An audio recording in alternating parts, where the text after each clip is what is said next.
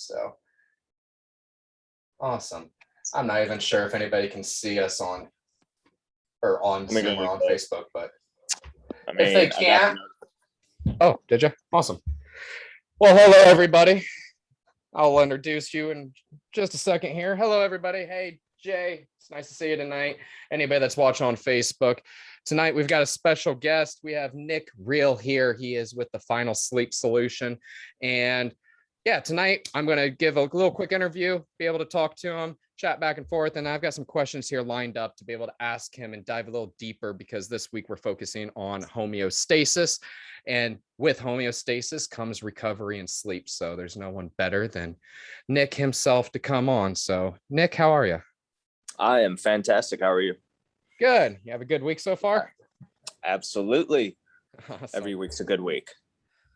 I can't complain. Ever since I joined Boardroom, everything has been a whirlwind, but it's been in a good way. There you go. Yeah. Speed is fun. Yeah. So Nick, I just want to ask you right off the bat, this is actually, for those of you that don't know, this is actually one of the first times that I've been able to sit down and talk to Nick privately, I guess. We really haven't had this chance, not even since Nashville. So my first question is, who are you, Nick? I mean, where do you live, and what kind of got you into fitness and where you are now? So I live in the illustrious and overrated Las Vegas, Nevada. It is really hot here and I don't like it, but all that grumbling aside, that I do every year. So I've been a coach for 15 years, and really my passion for it stemmed. Oh, nice. Nice, Jay. So you know exactly about the misery I'm talking about in August. You know exactly why. Anyways, so what got me into coaching was my parents. They threw me into football because they decided I was an aggressive child and I needed an outlet for all this energy, because clearly at the time the playground and recess wasn't doing it. So like, okay, hey, why don't you go into football? And I absolutely just like fell in love with the sport, the whole 9 yards. I ended up playing it for about 10 years. So during that time, one year the coaches decided it was time to throw the whole team into the weight room. And when they threw us in there and told us to do, like, I think it was like some squats, or at least when you're high school, you do quarter squats. You don't do real squats ever. Some bench press and some like curls. And I fell in love with it. I was just so like blown away with, well, like just like how you could improve like your strength and like look better with all that stuff. Just like super vain things that every 16-year-old kid totally cares about. Of course. And from there, I really just I mean, there's no other way to say it. I just kind of kept going with it, and eventually found myself helping other team members with it. And the coaches noticed, and they're like, okay, you clearly like doing this and everybody listens to you. So you're going to run the strength and conditioning program for your senior year of football. So I was like, okay, cool. And that was the best shape the team had ever been in. So nice. I was like, well, clearly I'm onto something. I was going to college, so I decided to get a degree in comprehensive kinesiology and biomechanics and go down the road of fitness and nutrition coaching as my mainstay career. Mm-hmm. So I got a 4-year degree from the University of Nevada, Las Vegas in that particular subject. And after that, I ended up working it for a corporate health and wellness center that's located inside of an international airport here in Las Vegas. Really? So how's that work? Yeah, it works actually really, really well. It was a culture shock for me because when I was in college and training people, I was training like cocktail waitresses, bartenders. Yeah. It was a whole different ballgame. And then I go from that to general pop, sedentary, health issue. These people don't care about six-pack abs. They don't care about how much they're curling. They don't care about the party pump. They don't care about any of that shit. So that was like a really rude awakening for me. It's like, oh, wow, this whole community does not care about anything that I tend to care about. So how can I help these people like better their lives, get in shape? Like, how can I solve their problems? Mm-hmm. And during my time there, one of the core issues every single one of my clients had was a poor sleep cycle, poor sleep quality. Sleep was a mess. And through education and application of said education, I deduced that, hey, the sleep stuff really controls every single aspect of your body and ultimately your life to a certain degree. For anybody who's wanting to make a significant life change, we need to start there so that there's success the first time, not the second, not the third, not the 15th, the first time.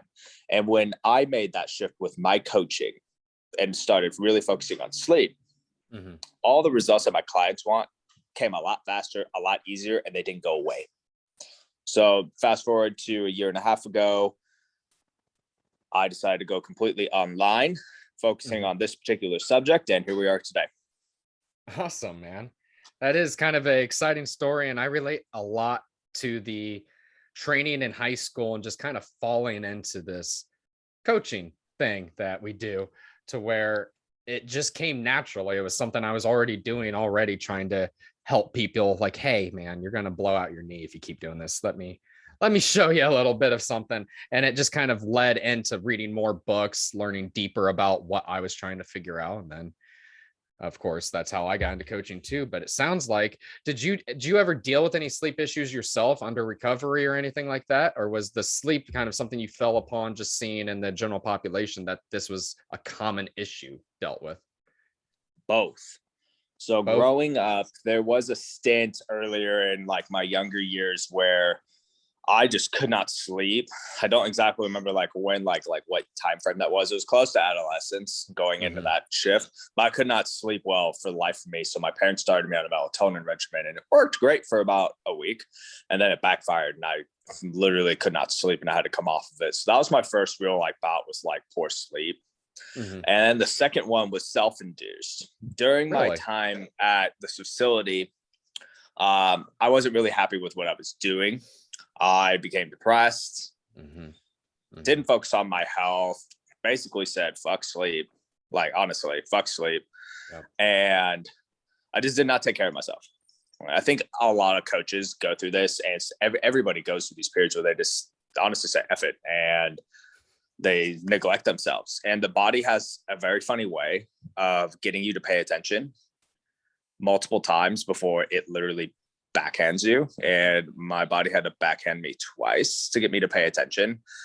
And really what turned the whole tide for me was that one good night's sleep. Yeah, it was something I was at the time was loosely helping with my clients, but I didn't really understand or feel the effects of what going from terrible sleep to great sleep was until I went through that. And that's really when the light bulb went off. When I woke up that next day, I was like, oh shit, like it does not have to be this way. And how many other people are legit struggling with every single day. An issue that should not be an issue. This needs to change. What would you say then? How many people do you think are struggling with sleep or have poor quality sleep that don't even realize it yet? I'd say 1 out of every 2 people. With that high? Yeah. So most people are getting by on their days, just under recovered and less of themselves, really offering less to the world, less to other people, and not being able to output and give as much of what they want towards their goals or anything fitness wise, nutrition wise, that kind of way. Yep, absolutely. Well, that kind of leads right into some questions then. What would you say leads to that? What are like some major contributors to poor quality sleep? Well, there's a lot, and anything can either help you or be a detriment to you. For example, like a common issue that a lot of my clients have, whether they come to me with this issue or it comes up during our time working together, is excessive screen use. Now, I use the term excessive, and that's going to be subjective to every single person. Screen use, we all know that screens emit blue light, and on every infomercial for blue light blocking glasses, oh, blue light's going to screw up your sleep, and it can in high amounts. But some of my clients will actually use screens like, TVs watching to relax at night to help them sleep. There's boundaries set on it. It's just a lot of people don't understand the boundaries with it. It's like nutrition. like, okay, it's okay to eat whatever you want to eat. Just understand that, if you're eating pizza every single day for a month, you're probably not going to lose weight unless you're only eating one piece of pizza your whole day. And that's a whole different topic. Of course. Yeah. A lot of people, I feel, watch their Grey's Anatomy, or they'll watch, Hell's Kitchen or something, going to bed, some noise. I know that my fiance is real big about having something in the background to sleep to, just a TV show. And that's great and all, but I've had to break that habit over the past couple of years with her, because it was interfering with my sleep, and just that light, that constant flashing in the background was something that I couldn't deal with. And I found that out early on in college, because in high school, it wasn't an issue. I didn't have a TV in my room to do that. And then get to college, a little bit more freedom. It's like, oh, I can't do this. This is going to ruin my entire life, getting up for 8 a.m. classes. And so blue light's one of the major contributors. I've been wearing Felix Grays since last Christmas. Actually, my grandmother ended up getting me a pair, and I love them. They actually take a lot of eye strain off in the mornings when I find that I'm waking up and have to sit down at the computer. I just, even transitioning from opening my eyes to then, helps a lot with just headache and eye strain in the mornings. So I can only imagine what people are dealing with if they're not wearing them at night, which at fault now. I'm not wearing them now, but it gives a terrible glare with the ring light and the iPad and everything. So I don't wear them on screen or on podcasts, but they've been life-changing. I've been considering even getting the nighttime versions. What are your thoughts on, even if you have thoughts on the daytime version of blue blockers to the extreme, almost orange tint blue blockers? Are they worth it? Is there a real benefit to that? I have not looked too deep into those. You have a good brand, feels great. I rock those as well. When it comes to blue light blocking glasses, really what you want to look for, is really in the reviews. Like, hey, does this actually work? Like people who actually use them, because anybody can sit there and put on like the glasses. Oh, hey, the blue light blocking.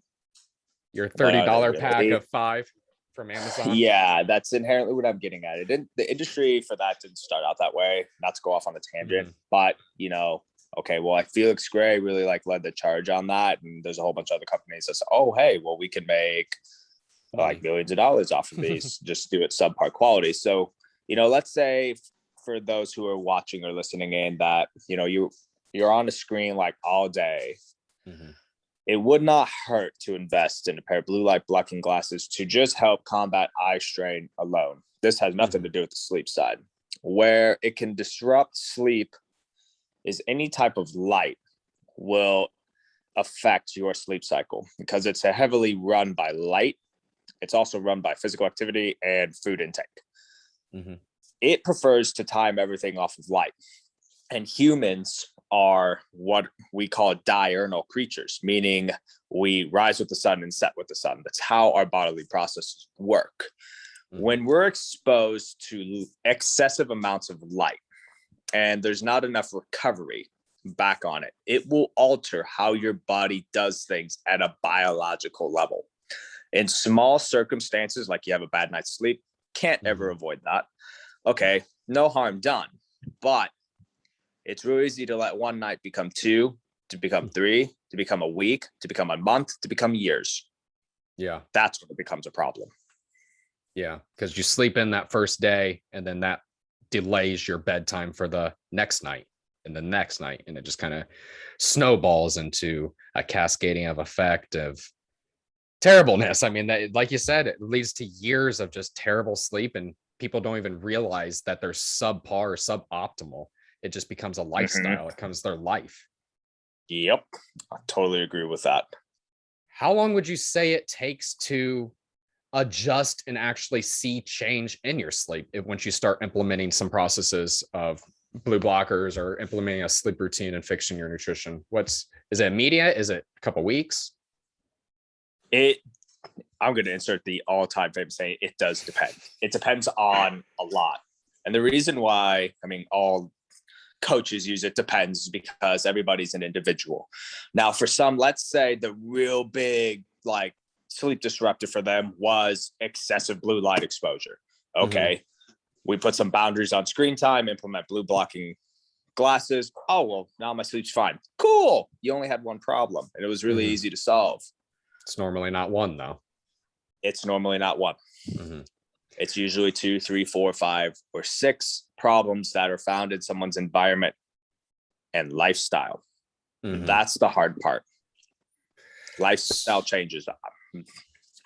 So where do you start? I would say, like, you're a fitness coach, you're a nutrition coach, and you're a sleep coach, but where do you start with someone? Do you start immediately with their sleep schedule, or do you start tailoring their nutrition, or do you get them more active to make them more tired so that they have a reason to want to sleep at night? Or what's really the first step that someone should take if they have been listening to this, like, yeah, that's me. I have terrible sleep. I need to fix this now. Like, where do you start? Nutrition, fitness, or fixing your sleep cycle first?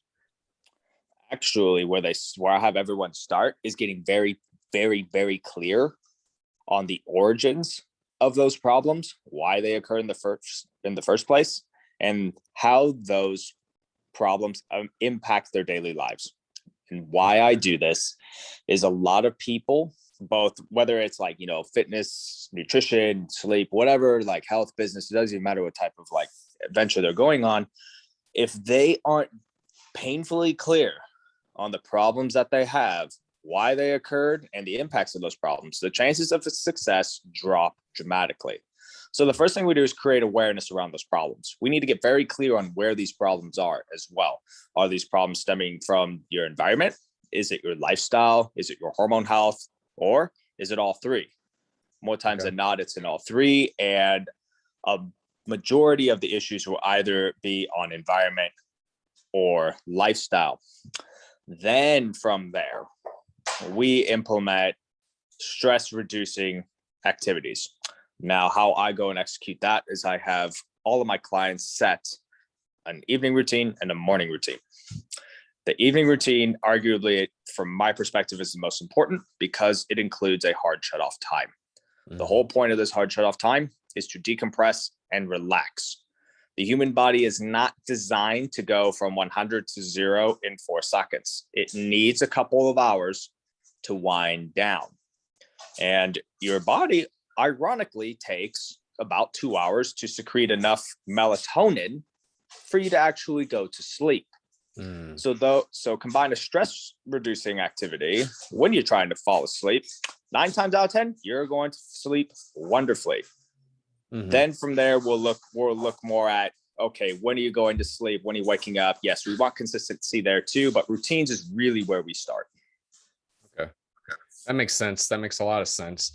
Now, I did tell you before we got on this call that I would try to come up with an example or take some questions, but I think this would be a good opportunity because I would say that I run into poor sleep, and I think it'd be helpful if I just kind of gave a general overview of like where I could fix part of my sleep schedule for the two fellas that are on the call and anybody watching, because I will admit, I'm pretty notorious with my sleep as far as in the last year, waking up at 4 a.m. for group fitness 3 days a week.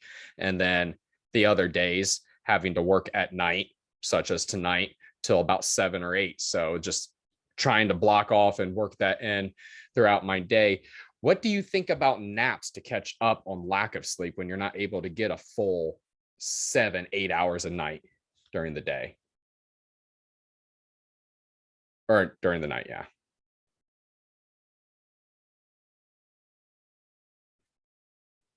Did I lose you, Nick? Might have. Oh, you got muted. I see. Unmute you.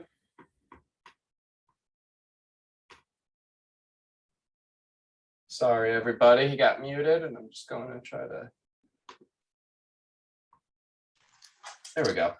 There we go. Don't know why that happened. Yeah, I was trying to unmute, and all I could do is to ask you to unmute. I was like, well, that's not helpful. All right. Now, could you kindly repeat that question so I can give you the most accurate answer as I was scrambling to unmute myself? Oh, yeah. Sorry. Yeah, so just, yeah, I have terrible sleep. So for the past year, I've been waking up at 4 a.m. 3 days a week and then having to work at night till about 7:30 at night the other 3 days a week. So my sleep schedule has not allowed me to get a full restful 7-8 hours a night. I've been getting more of the 5.5, 6, and having to throw in naps during my day. What do you think about naps? What's your take on that? So my take on naps is if they help, by all means, use them. Okay. Now, that said, there is a caveat. A lot of people can, and when they talk to me about naps, they use naps as a way to band-aid a problem with sleep that is not going away. And it makes logical sense. Okay, well, I'm tired in the middle of the day, so I'm going to take a nap. But why are you tired? Yes. Understand that when you're consistently napping, one, your body will adjust to it. And number two, it will alter its sleep and wake timing grossly based off of the nap. So you need consistent naps. Yeah. I mean, in your situation, Alec, I would recommend naps. Yeah. Because that's yours. Well, yeah, and that kind of gets into why exactly. What happens if I'm not going to be able to get the 7-8 hours that, you know, everybody knows they should. Their doctor tells them, it's posted around enough. It's on any health article that you're going to read. If you get less than 7 hours, you're running into cognitive issues. We've all heard it, but it doesn't seem to really stick because obviously sleep's still an issue. If that was if they just had the information and they could fix their sleep, like, oh, that makes sense, I'll just start sleeping 7 hours. Cool. But I don't think people realize what it actually can lead to. What are the detrimental effects if you just are consistently undersleeping like the 1 in 2 people are? So the pronounced felt effects is low energy levels, reliance on caffeine to even just make you feel somewhat of a human. You're going to have brain fog. Goodbye sex drive. Yeah, I'm going to hit y'all's right where it hurts. Goodbye sex drive. Your appetite's going to be altered. Those are really the ones that you really feel. And your stress levels are going to be up. Why? Because when you do not get the amount of sleep that you need, or more importantly, the quality of sleep that you need, your body will operate in more of a stressed state. And like I said earlier, in small circumstances, it's not necessarily a big deal. Like if you have one bad night's sleep, it's not every now and then, like it's not going to hurt you. It's not going to kill you. Yeah, you're not going to feel great, but you'll be okay. Yeah. But most people live like this. Yeah. Well, most modern health issues all stem from a misaligned circadian cycle, which is your sleep-wake cycle, and poor sleep quality. So we're looking at metabolic issues, blood pressure issues, CAD, the thyroid issues, the whole 9 yards. We can all tie that to poor sleep. And it really does come down to a third of your life if you're sleeping 8 for the 24 hours a day. I mean, if that's really what you're trying to aim for and what you should be getting, it's a third of your life. And if you're fucking that up, I mean, that's just going to overall, I mean, it just makes sense that you're going to be running into other issues of just poor sex, poor appetite, weight gain, and everything. But okay, Nick, that's cool and all, but what about all right, cool. What if I just take melatonin? What if I just take some adaptogens, some things that are just going to help me? I've heard they work. Why can I not just take things that are going to, I sleep better if I take melatonin. I sleep better if I take apogenin or if I take magnesium threonate. Like what's the downside of just supplementing? The law of diminishing returns rears its head now. When you first start taking these things, let's just lump them all as sleep supplements. Sure, you may feel a positive effect. Cool. I'm super happy for you, but you keep using them. Your body has an uncanny way of adapting to what you put into it. And then the desired effects become diminished. Thus, you will either need to increase the frequency of consumption or the amount of consumption. Take alcohol, for example. Perfect. When you first had that shot of wild turkey or whatever you had, yeah, that got drinking some better stuff. Right. You got to go on the whole time. But if you keep drinking the shot, eventually you're going to need 2 to get that effect, then 3, then 4, then 5, and so on. Supplementation is no different. All supplements will do in this particular scenario is mask a problem and allow it to set in further. Supplements are very useful when they're combined with environmental and lifestyle changes that promote high sleep quality. Then they just speed up the results, which is amazing. That makes sense. Yeah, so they're tools. They're not end all be all fixes. They're just band-aids. So correct. Well, I've got a big question then. And this is for me, and this is probably for some that are on the Facebook Live and that will be watching in the future. But I am a straight up pothead and have been for 5 years. I smoke daily and I smoke at night. And what are your thoughts on cannabis use at night and for sleep? Because I know my thoughts and I know it's not the best for it, is what I feel. And I have lost the dreaming cycles. That's been absent for a couple of years. I dream here and there, and I have looked into it, but I want to know from, obviously, you being the sleep expert, what have you run across as far as what pot has done to sleep cycles and how it affects you? It's very similar to basically like sleep meds, but with a far less aggressive effect, meaning you can get away with it a lot longer and you won't feel the effects. But if you do it long enough, like you, and a lot of people have done it, you'll feel the effects. It is a tool. If it's legal and you have access to it and you desire to use it and you use it responsibly, I do not care. I think it's a wonderful tool for people who find value in it. Here's how it works in a nutshell. When you consume cannabis, it lines up and starts working in your endocannabinoid system in your head. And in a nutshell, without going into very lofty neuroscience, when you get a sufficient amount of cannabis in you, it's going to stimulate the production of GABA. GABA is a neurotransmitter that helps a lot of the sleep processes begin activity and maintain activity, such as melatonin production. So if you get, for the lack of a better term, really high, and you get very lethargic and sleepy and you pass out, it's because you put yourself to sleep. That's why a lot of people use it.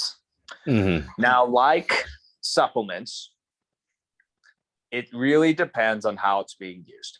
If you find that you cannot get quality sleep, sleep is long, get a great night's sleep, however you want to label it, without using cannabis, there's another problem there that needs to be addressed. And the unsexy truth is you will need to wean off of the cannabis to identify the problem and go get it out of there. And if you so desire, you can reintroduce. Inherently reset the boundaries with it. And like with everything, any good thing can be a bad thing if done too much. Of course. I tend to stray on the addictive personality side of things. I have found that in my past. I mean, and that's with anything. I mean, it can be a negative, and it has been in the past, but it can be a positive sometimes, but all positives can turn into negatives. And I'm finding that with boardroom and with NCI currently, that's actually one of the big things, is just learning to shut off and stop working so that I have that mental break to go back to work. And diving into pot, it's always these, almost like an OCD kind of thing. My mom's ran into it. I've run into it. We just have these certain ritualistic routines, and the pot for me at night is almost like the bedtime ritual. When I vacation or when I'm traveling, I can give it up immediately. Doesn't affect me. So it's not that I need it. It's almost just being home, and it's a ritual. It lets me know that, oh, okay, that last hit, brush teeth, lay down. This is bedtime now. I'm not even sure it gets me high enough to go to bed anymore. It's not even a big hit. It's just probably does the ritual. not. Yeah, and that's the thing. I think it's the ritual for the night is what it is for me. We're learning a lot. We're having therapy here on Facebook Live. This is working. Well, you bring up a really good point with rituals, routines. Mm-hmm. All long-term sleep problems are going to be found in somebody's daily activities. Mm-hmm. I use routines to promote high quality sleep.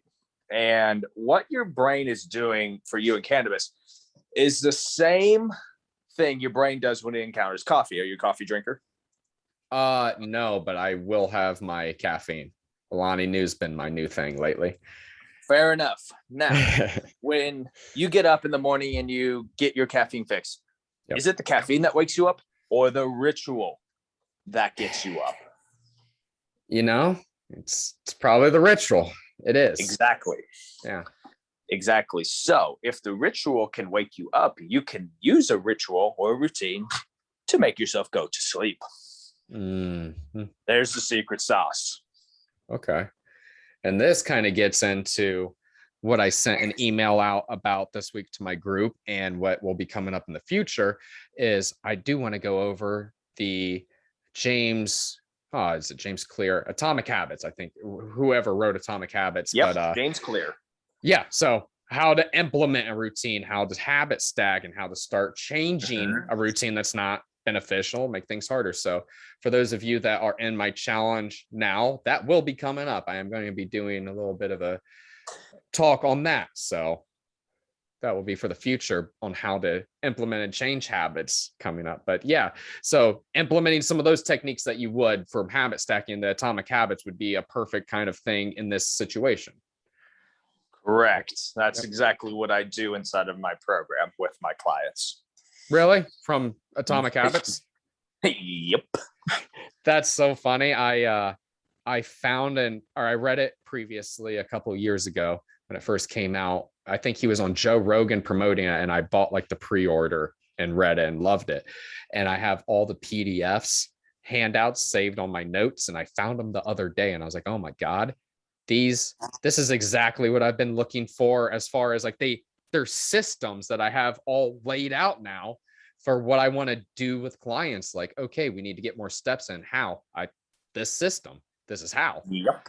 And visuals for people, visuals for like the diminishing returns and the returns on investment and the curves and everything that he explains. I mean, if you can just show some people like, hey, this is where your work is going to pay off once you get over this hump, then they're a little bit more willing to do it. So anybody listening, you guys got to read that book. That's 100% James Clear, Atomic Habits. It's a great one for any of you. So, but awesome, Nick. And I want to open it up real quick, if you're okay with that. We just take about 5-10 minutes here with the two people in the chat. I'm going to check in on Facebook real quick too and see if anybody was chatting here. Nothing so far. I don't even see. I'll check after, I'm sure. But do you guys have questions? And Jay, Brad, Julia, that's on with Brad, do you guys have any questions over sleep? Anything that you've wanted to ask? Awesome. Jay, go ahead, type it in the chat here. Or you can unmute yourself if you're able to, but type it in the chat. Go ahead and give us an ask. Cannot unmute. Yeah, I think I blocked everybody. Let me see if I can allow to take you off security. Unmute themselves. Go ahead. Now you can unmute. All right. Can you hear me? Yeah, go ahead, Jay.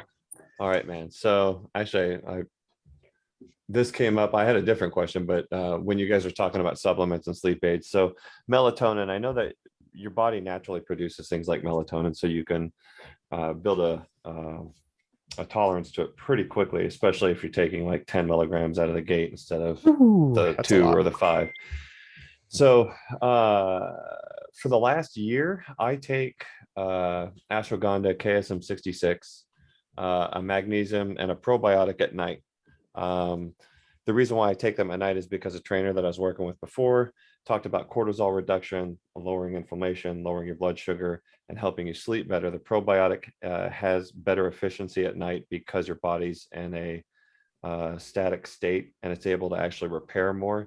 And then I heard magnesium is just a phenomenal thing to take in the PM before bed. So I've been on this regimen for, like I said, a year, probably a little over a year. And I noticed that if I skip it for like a weekend, I sleep like garbage. My recovery's down, stuff like that. Whoop tells me, hey man, are you drinking?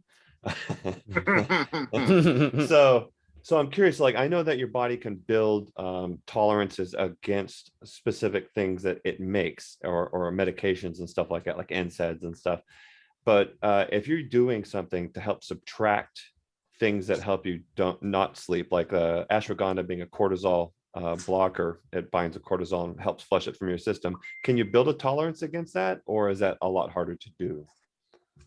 In theory, it's a lot harder to do, but with anything with the body, when you're intaking it, if it's not basically an energy source, it will develop a tolerance to it.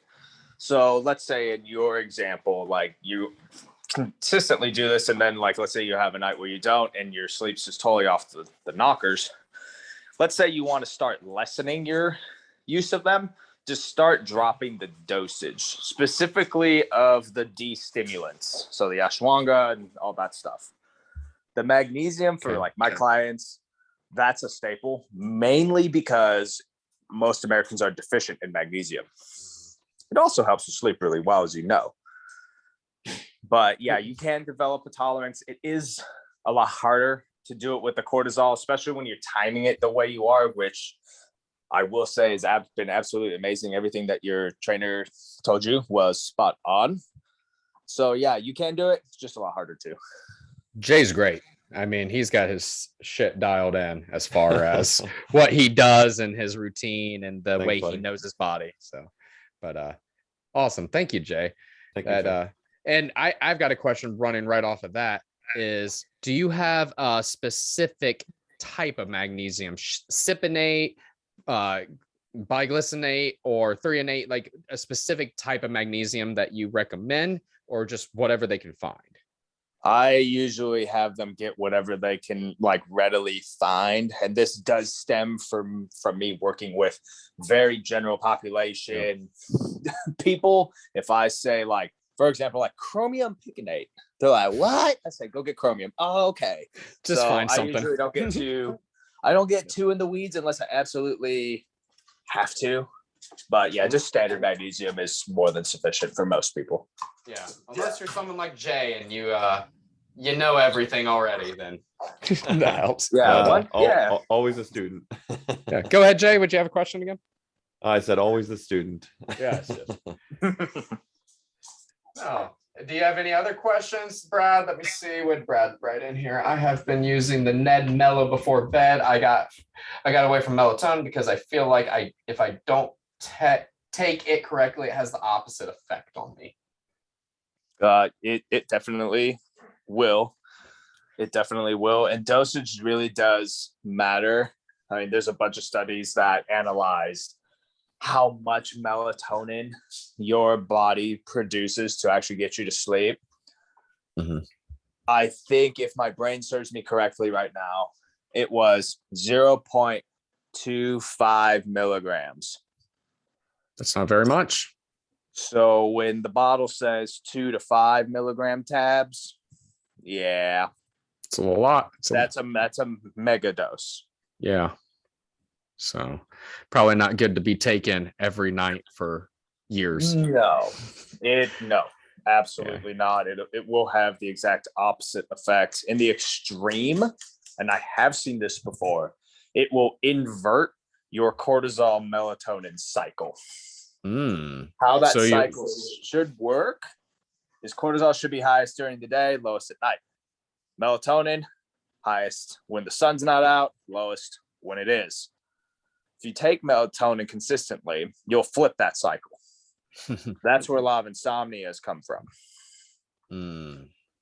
That's interesting. I know some friends that were in high school dealing with insomnia and taking melatonin all the time. So that's really interesting to hear now, because looking back, it makes a lot of sense. So awesome. Well, I want to be respectful of your time and take some of the things that we've talked about tonight and actually implement them. I've been up early and got to get up at 4 a.m. So this is one of the nights that I got to shut the lights off and eat a little dinner and get to bed. So I appreciate your time, Nick. This has been awesome. I'd love to talk to you some more in private, or we can do another chat like this again, but this has been great. I've really enjoyed the conversation and getting to know you. And really, since, like I said, this is the first time that we've actually, I know we've had back and forth here and there, but this is the first time that we've had conversation and been able to actually catch up and talk more. And yeah, it's been great, dude. Thank you. Yeah. And keep killing it. I mean, where can people find you? That's the other thing. Where can people find you? I'm really easy. I am on Facebook and Instagram mostly. First name and last name is Nick Riell. I'm pretty boring with my handles. I do have a private group, Sleep Secrets, where I go into a lot more of this stuff, yada, yada, yada. I have an ebook out on the 7 best kept sleep secrets. So if you guys want a copy of that, give me a message, send Alec a message, and I'll make sure I get it over to you. Yes, everybody, he is in the H.A.L.O Fat Assault System group as well. So if you ever have any questions, tag him, reach out to him. Please reach out, because like you said, 1 in 2 people are not even aware that they're dealing with sleep issues or sleep problems or deficiencies. And that very likely could be you. And if you feel that you could benefit from having a little bit more optimal sleep, if you feel like you're subpar during your day, not being able to hold up the energy past 1 p.m., this is your guy. This is something we need to get taken care of. And especially through this first week of this first phase in my program being homeostasis. This is vital to being able to achieve homeostasis, recover, rehab the metabolism.